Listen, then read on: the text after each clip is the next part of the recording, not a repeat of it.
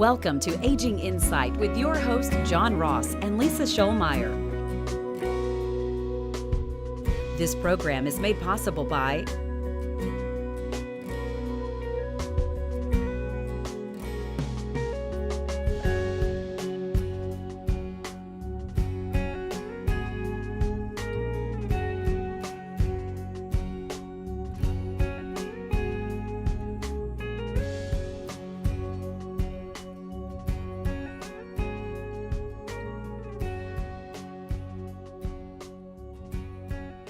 Welcome to another edition of Aging Insight. I'm your host, John Ross, here with my co-host and business partner, Lisa Scholmeyer, and she and I are elder law attorneys. We help seniors as they navigate through the aging process or help the people who are trying to help those seniors navigate through the aging process.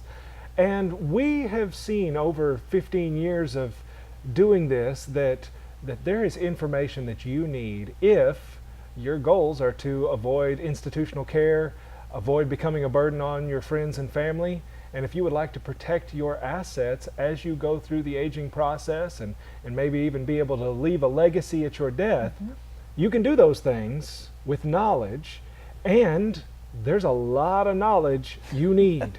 Yes, there is. You know, John, that's most of the time when I visit with a client, their first concern typically is preserving that legacy.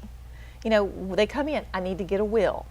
You know, that's about preserving the assets and getting those to the next generation.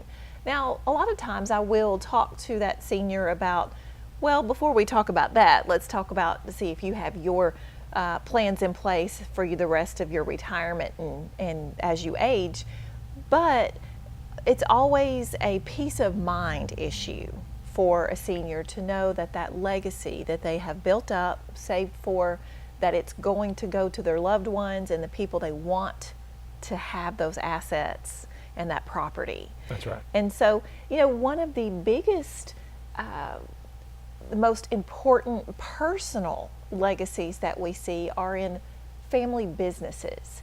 You know, when you have a family business, it could be a cafe, it could be a tire shop, it could be a farm that's been running cattle for 65 years. That's right.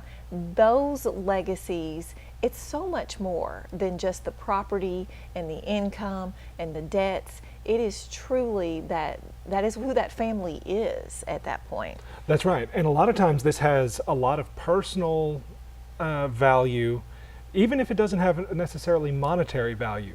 It has an emotional value, but many times the various family members have a different consideration of what that personal value is to them. You know, so for example, you know, certainly in our little world in East Texas and Southwest Arkansas, we see a lot of farmers, lots of people who have built up farms. They may not be a big farm, they may be cattle, they may be chicken, they may be agriculture of some other form, soybeans or timber or whatever it is. But it's not uncommon where you have the mom and dad who have built this farm over the years. They may have several children. Some of those children may have an emotional attachment because that's home, and that's mom and dad's legacy. And even though this child has long since moved off to Dallas and is living the big city life, they still have very fond memories and a very strong personal attachment to the land itself and the memories that it brings back.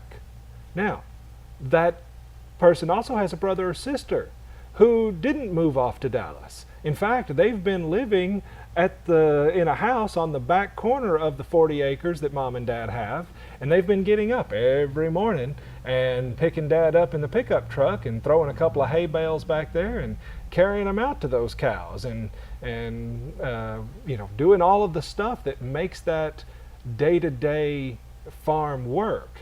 And that child has a completely different emotional attachment, because not only is this where they grew up, this is their personal livelihood, this is where they make a living, and they have spent years and years and years of their life toiling through hard physical labor. And we see this in farms, we see this in manufacturing businesses, we've seen this in, like you said, cafes, and every range. But inevitably, You will have the parents who create it and a child or two that works closely in it, and a child or two that has no connection with it whatsoever, Right. other than this emotional attachment, but nothing else. Right. So today we thought we might talk about some of the issues that arise, particularly when the legacy that the family is looking to preserve is a family farm or a family business. And so frequently, John, the seniors will come in and say, well, I want to take that family farm and I want to split it in equal shares to my 3 children because I love all my 3 children equally. And yes, Jim Bob works on the place and, Barbara moved off to the city, but I love them the same. And so I want to divide everything in equal shares. And, when we have a situation where, everyone has a different idea or a different attachment to that family business or that family farm, that is typically not the way to handle that particular situation. That's right. And this is why 90% of businesses that were created in the first generation die in the second generation. 90%. That's virtually all of them. That's a huge chunk. And so, you don't want your legacy to be a train wreck that has followed your death. Well, particularly so many folks, they just imagine their grandchildren working in this business. And with the economy the way it is, to have a successful, going concern, family business or farm, that is a tremendous legacy to pass along. So That's right. We want to preserve it if we can to that second generation and even beyond that. So we'll take a break, but when we come back, we're going to talk about some different ideas on how you can preserve that family farm or that family business to carry on after you into the next generation.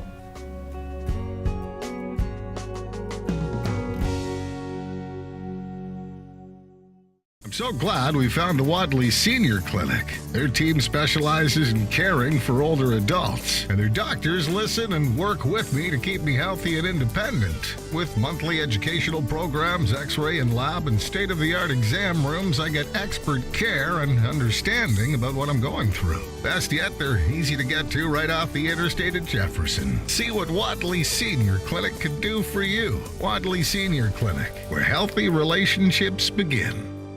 At Advantage Senior Care, our goal is for seniors to stay home longer, stay healthy, and above all, stay happy. Our individualized plans are tailored to your loved one's needs, from meal preparation, shopping, and light housekeeping to bathing and dressing, mobility assistance, and companionship.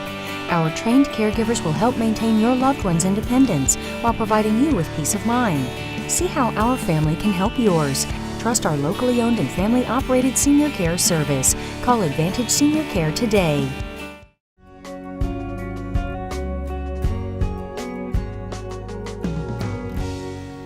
Welcome back, everyone, to Aging Insight.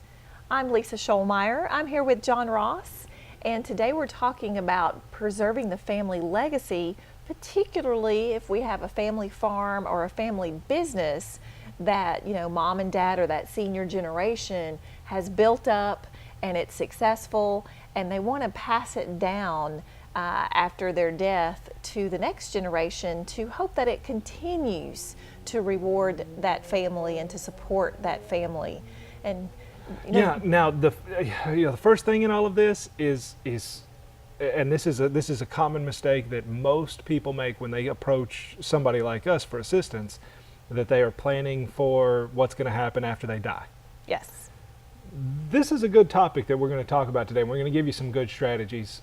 What we're not going to be talking about, though, is all of the stuff leading up to death. Because if you have not planned for the incapacity first, if you have gone broke, lost all of your property, your land, your business, because of an extraordinary long-term care situation that hit you late in life, it doesn't matter what planning you put into place after death, because it's all gone.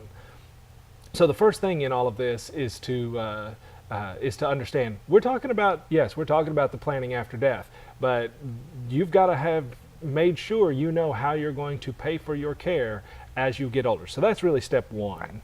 But beyond that, the first thing is to even if you maybe want to keep everybody equal, the first thing to really do is identify the family and who's going to be involved in this stuff and who's not. Right, and the strengths and weaknesses. I mean, in your mind, you could wish with all your heart that your 3 children will get along, that they're all equally competent and capable of handling this business. And reasonable. And reasonable. But in reality, you have to be real honest with yourself. And in reality, it's more than likely that one of the children have no interest in the actual business. Maybe one child, is just not competent or capable to, that they're just going to drive it into the ground by their poor decision skills and poor business skills. And it also may be that if you do have a child that has actively participated with you in that business, well, they're the ones who understand how to make it continue and make it work, but yet maybe their siblings will not have the same respect for their brother or sister who's been active in the business as maybe they do for you as the seniors. So, you really have to look at all the dynamics of the situation, and it's just not advisable to just go, okay, I'm going to wave my magic wand and everybody's going to get along and everybody's going to actively participate and everybody's going to pull their fair share and everybody's going to be happily ever after. It just doesn't work that way. Right. So once you've kind of taken a good look at the family and the dynamics there, the next thing to understand in all of this is that there is a difference between the business and the assets of the business. Now, oftentimes people who have what most people would think of a traditional business, they get this. They have formed their business as an LLC and it's operated as a separate legal entity. But particularly in a farming world, most farmers are not operating under a business entity, they're just farming. Right, they farm, they file a Schedule F with their tax return, they own many of the ones we talk with and deal with own the land that they're farming. So to them, it's all rolled up into one. Right, but the reality is that when you've got a farming operation like that, there really are two things there.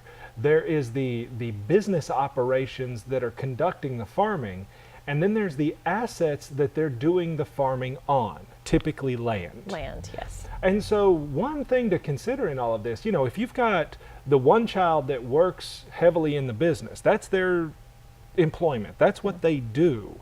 And you've got 2 other kids that you want to leave assets to, but who are not going to be involved in this. They're not going to come out here and throw on Wranglers and boots and rustle cattle.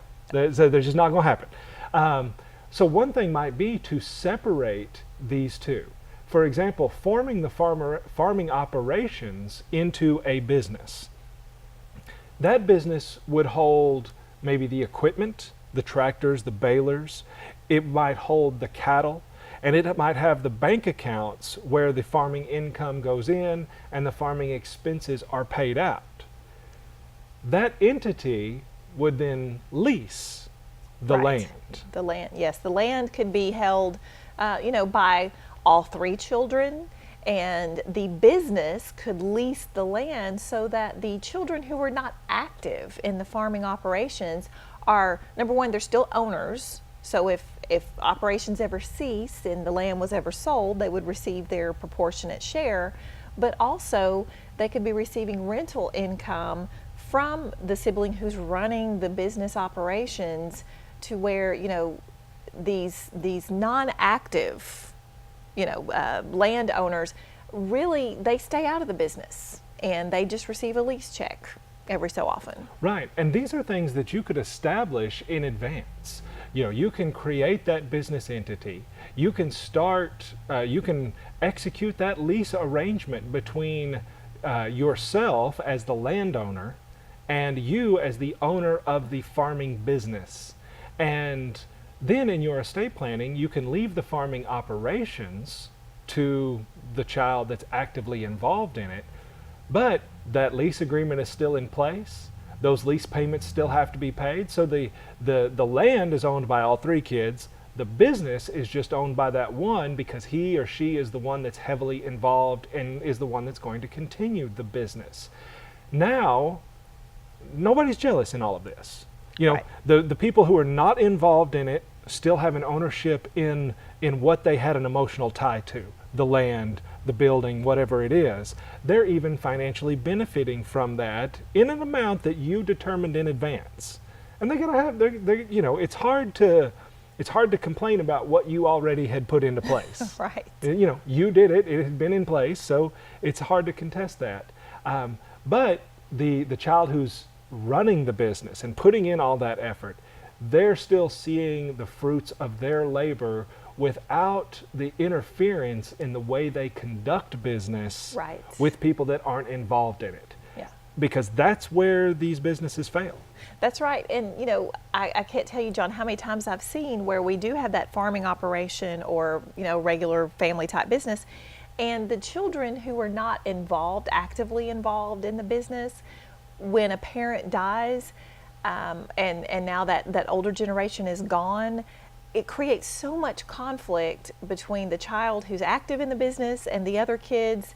And I've seen the other kids come in and they want to sell assets. They want to suddenly start trying to run and manage the family business. They want to certainly pull out, you know, disbursements and distributions from that business. And if there's no framework in place, then you, as the senior generation, have left a mess for the kids to try to figure out for themselves. And oftentimes that leads to getting lawyers involved, making poor decisions in the business side of things, creating tax liabilities, and the next thing you know, that family farm or family business, you know, you've lined the pockets of the IRS, the attorneys, and and there's nothing left of that legacy for the kids. Yeah. So you know, if you're out there and you have a small business, you have a farm, or something like that, if you're operating that as a sole proprietorship, you're probably wrong. Yeah, you need to consider some alternative formations. That's right. And there's lots of other reasons for that, but particularly when we start talking about business succession planning, you know, the first thing in all of this is usually it's going to involve some entity planning and having an actual business operation, and that business operation may be separate from certain assets, and all of this can be coordinated. Now, that all gets it structured, but the other thing about it, you've got to plan for when all of this goes awry, because the child who's working in the business may not be able to work in the business. Mm-hmm. What if the three that get the land want to sell? You know, so the child's got a business, he's got land to do business on, but one of his brothers or sisters trying to sell that out from under him. Right, so to a stranger. Yeah, so we want to also plan for a few other things. We're going to take a break. When we come back, we'll finish up this discussion, so stick around. We'll be right back.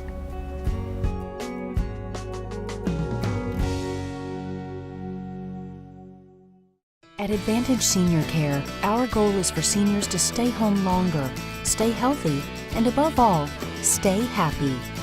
Introducing the Independence Check. A trained caregiver will visit your loved one in the comfort of their home, providing assistance with medicines, meal prep, caring companionship, and more. Miss Smith, I just stopped by your dad's. He's taking his medicine and doing great. See how an Independence Check can make all the difference in your loved one's day. Call Advantage Senior Care today.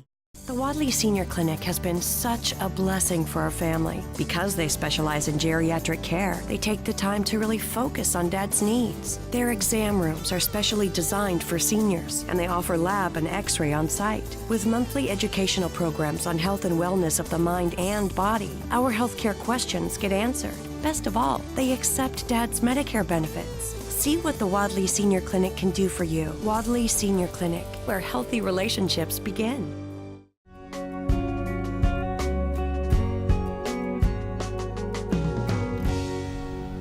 Welcome back to the last segment of Aging Insight, here with John Ross and Lisa Schulmeyer, and we're talking about what in the legal estate planning world we call succession planning. Yes. Now, not to be confused with probate in Louisiana, Well, which they no. call succession because they've got to call everything a different name in Louisiana. Yeah, well. That's not what we're talking about. We're talking about passing an ongoing business entity like a farm, ranch, small business, whatever it is, passing it in a way that will Give it- benefit everybody and keep everything whole and nice and happy as best as possible. That's what I was about to say. Give it the best chance for success. That's right. Yeah. Again, there's a reason why 90% of them fail, but I will say that of that 90%, there's also the vast majority of that 90% have done no planning whatsoever. And so when you're doing planning, you always plan for what you hope doesn't happen.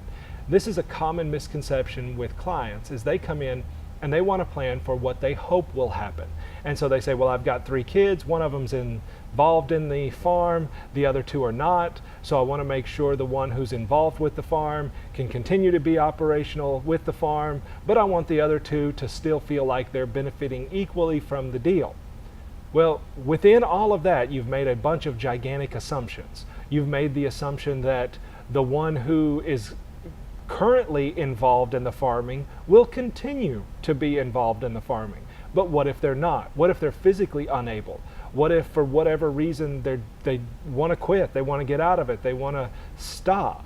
What if the other kids who are owning interests in, say, the land the farming is on, what if they have a bankruptcy that jeopardizes their interest in the land, or a lawsuit that jeopardizes their interest in the land, or a divorce that jeopardizes their interest in the land, or a disability that jeopardizes their interest in the land? There's lots of ways Right, for things to go off off wrong. track than what you anticipated. So, so one of the first things we want to do is create some entities, separate the business assets and from the business itself, and then we might want to look at using some other tools such as a trust to hold the land perhaps where the 3 children have the beneficial interest in the trust and they get their rental payments and things, but yet by using a trust to hold those assets, we are protecting that asset from the bankruptcy or divorce or disability of any of the kids, and we already have some planning in place in that trust for what happens if things don't go exactly the way you hope. So just another tool, John, in the toolbox to That's use. right. Yeah, we want to assume these bad things are going to happen. And if we assume that they're going to happen, then you're going to want to put in place protections if they do. And you can do that. Like I said, one of the most common ways is by using a trust, so that, trusts are designed in many cases to shield those assets from third-party attacks. And you can start building in some other things into these trusts. Like, for example, if the 3 kids all have a shared interest in the land, but one of them doesn't want to be a part of it, you can build in things called a first right of refusal. Right. That says that if they want to be rid of their share of the land or the business or whatever it is, that the first thing they have to do is offer that to the others. The other family members. Before they can sell it to a third party. And you could even put in the amounts of that. I've certainly drafted for clients where they say, yes, this land is worth $100,000, and so each child's share would be worth $33,000, but if they want to sell it to a third party, they have to first offer it to the other 2 at $20,000. Right. They have a right to buy it at $20,000, and if they don't exercise that right, then their sibling can sell it. And again, these things can be structured so that they are enforceable. Yeah, so, and it's all about thinking this through, because if you're part of that senior generation and and you've built that family business, it might be unthinkable to you that anybody would want to sell, that business would actually cease operations for some reason. But every generation is different. So we do want to go ahead and build in tools that have been considered that deal with these potential situations. And you do that yourself rather than leave it to the kids to try to work out and figure out and really bumble through it. That's right, because if you leave it to them to do it, it's going to fall apart 9 times out of 10. And if you think about your own personal legacy, you know, you're long gone, but every time somebody remembers you, do they remember how well you structured all of this and how easy that transition was and how the family is still gathered around the Christmas tree at Christmas time? Or is their remembrance of you tarnished by the family disputes that erupted after your death because of your failure to plan? So, you know, there's nothing you're going to see out there that we haven't seen. We're from 500 other people in 500 different scenarios. So find people that know what they're doing and plan for the worst case scenarios in all of this. And then you can sit back and hope that none of it happens. Right. So, well, we've come to the end of another Aging Insight program, and I hope today that you have it's opened your eyes a bit to some of the issues that can come up when we're dealing with family businesses and family farms. But, you know, every episode provides another tidbit of information, a little more education for you. And of course, you can pick up a copy of our Aging Insight magazine, which got some great articles in there about some of these tools that we've talked about, John, you know, powers of attorney and trust things. And of course, also, you can listen to us live every Saturday on the radio at 98.7 FM. If you've seen a television program and you have a question, well, you can call us live on Saturdays at our radio program, and we'll try to answer those questions for you. That's right. And you can even reach out to our website, aginginsight.com, where you can catch up on past episodes of the TV and radio programs. So lots of ways for you to get information. One way, stick around until next week and watch another episode of Aging Insight. We'll see you then. Bye-bye. Thank you for joining us for this week's Aging Insight program with John Ross and Lisa Scholmeyer. This program is made possible by